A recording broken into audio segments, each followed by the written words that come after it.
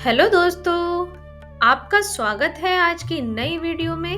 तो आज हम इस वीडियो में जानेंगे कि अब तक कितने दलाई लामा को ये उपाधि दी गई है। तिब्बत की बर्फ से ढकी पहाड़ियों में करुणा, शांति और ज्ञान के प्रतीक का एक नाम गूंजता है। वो है दलाई लामा। दलाई का अर्थ है महासागर और लामा का अर्थ है गुरु या आध्यात्मिक शिक्षक, अर्थात करुणा और ज्ञान का महासागर।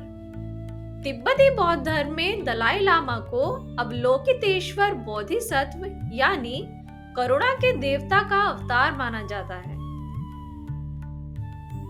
हर दलाई लामा को उनके पूर्वज के पुनर्जन्म के रूप में चुना जाता है। यह परंपरा 16वीं सदी में शुरू हुई थी। तो आइए जानते हैं अब तक के 14 दलाई लामाओं की संक्षिप्त झलक। तो पहले दलाई लामा थे गेंडुन द्रुक्पा, जिन्होंने तिब्बती मठ परंपरा को संगठित किया। हालांकि दलाई लामा की उपाधि उन्हें मरणोपरांत दी गई थी। दूसरे दलाई लामा थे गेंडुन ग्यात्सो।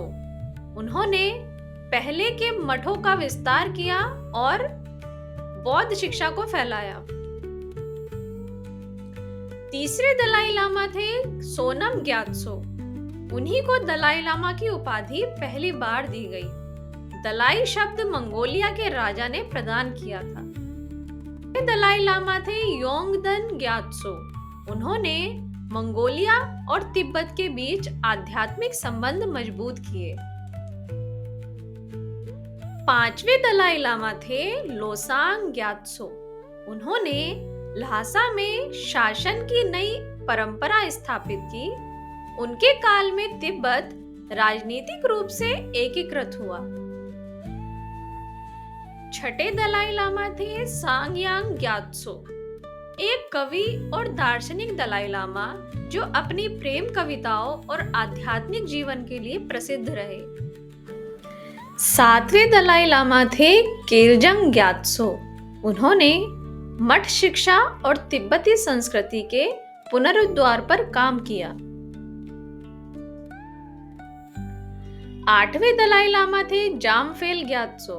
उनके समय में मठों का पुनर्निर्माण और बुद्ध ग्रंथों का पुनर्लेखन हुआ।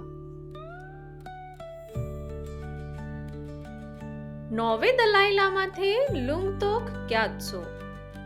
उनका निधन कम आयु में ही हो गया था। 10वें दलाई लामा थे सुल्त्रिम ग्यात्सो। उन्होंने तिब्बती बौद्ध धर्म के नियमों को पुनर्स्थापित किया।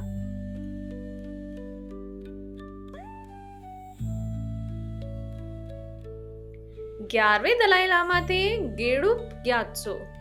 कम उम्र में ही दलाई लामा बने, परंतु कम समय तक जीवित रहे।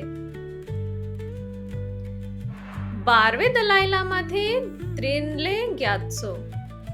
उन्होंने मठीय शिक्षा और आध्यात्मिक प्रशिक्षण पर बल दिया।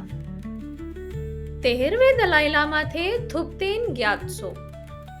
वो आधुनिक तिब्बत के निर्माता कहे जाते हैं। उन्होंने ब्रिटिश और चीनी हस्तक्षेप के खिलाफ तिब्बत की स्वतंत्रता का नेतृत्व किया। और 14वें दलाई लामा है तेंजिन ग्यात्सो, जो कि वर्तमान और विश्व प्रसिद्ध दलाई लामा है। उन्हें मात्र 2 वर्ष की आयु में 13वें दलाई लामा का पुनर्जन्म माना गया। 1950 में मात्र 15 वर्ष की उम्र में उन्होंने चीन के आक्रमण के बाद तिब्बत की राजनीतिक जिम्मेदारी संभाली। 1959 में तिब्बत विद्रोह और चीन के कब्जे के बाद वे भारत आए और धर्मशाला, जो हिमाचल प्रदेश में है, वहां अपना निवास बनाया। धर्मशाला में ही उन्होंने तिब्बती निर्वासित सरकार की स्थापना की। उन्होंने विश्व शांति, अहिंसा और करुणा का संदेश फैलाया। उन्होंने विश्व शांति, अहिंसा और करुणा का संदेश फैलाया और वो 1989 में नोबेल शांति पुरस्कार से सम्मानित हुए। दलाई लामा केवल तिब्बत के धार्मिक नेता नहीं, बल्कि संपूर्ण मानवता के मार्गदर्शक हैं। समय के साथ दलाई लामाओं ने केवल आध्यात्मिक ही नहीं, बल्कि राजनीतिक नेतृत्व की भूमिका भी निभाई है।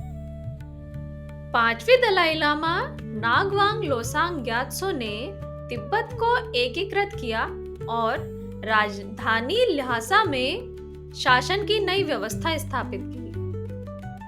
उन्होंने ही प्रसिद्ध पोताला पैलेस का निर्माण करवाया, जो आज तिब्बत की पहचान और बौद्ध संस्कृति का प्रतीक है। चाहे कोई भी दलाई लामा रहे हो, उनका संदेश सरल है। यदि आप दूसरों को खुश देखना चाहते हैं, करुणा का अभ्यास करें। यदि आप स्वयं खुश रहना चाहते हैं, करुणा का अभ्यास करें। ये वीडियो यहीं पे खत्म होती है। भवतु सब मंगलम। हमारे चैनल पर नए हैं तो चैनल को सब्सक्राइब करें और अपने प्रियजनों के साथ जरूर शेयर करें। बुद्ध धर्म से जुड़ी अन्य जानकारी के लिए हमारे साथ जुड़े रहिए और अपने सुझाव कमेंट बॉक्स में जरूर लिखें। Thank you. नमो बुद्धाय।